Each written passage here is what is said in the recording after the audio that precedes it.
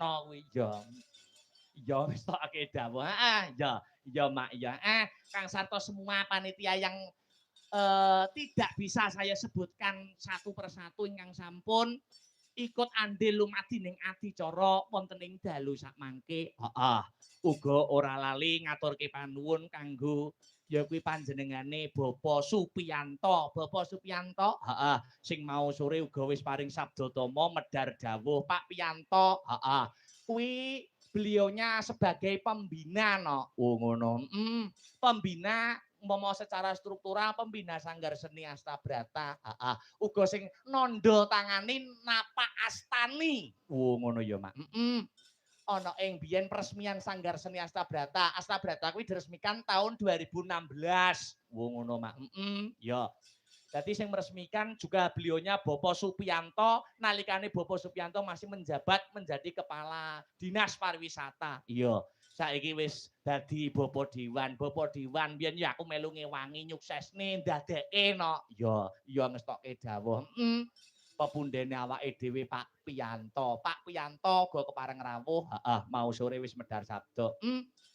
Dadi mbiyen 2016 Astabrata Pak Piyanto uga ikut meresmikan. Heeh, wayangan mbiyen ana ing ya Sanggar Astabrata Mbah Sukron. Dadi sing jenenge Astabrata ki ya panjenengane Bapak Sukron Swanda saka Blitar. Wo ngono ya, Mak.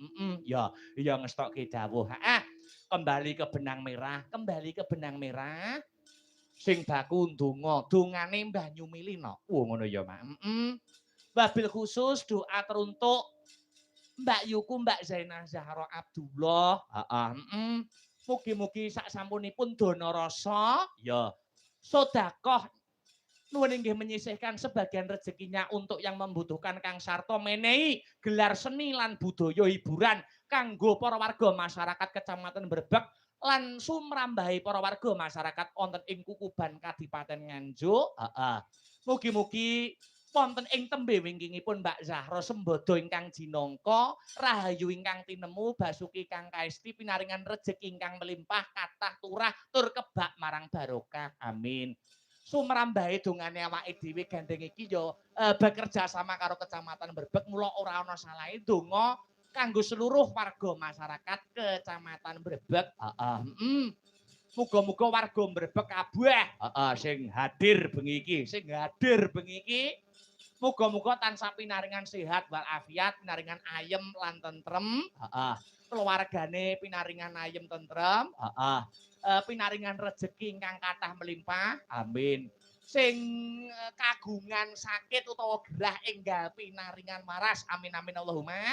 Amin. Ingkang pinaringan ya kuwi masalah enggal pinaringan udar sing dadi masalahe. Amin amin ya rabbal alamin. Sumrambahe kabeh pecinta wayang, para YouTuber kabeh.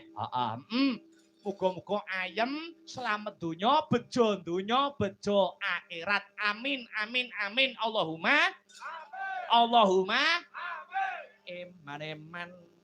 Eman eman.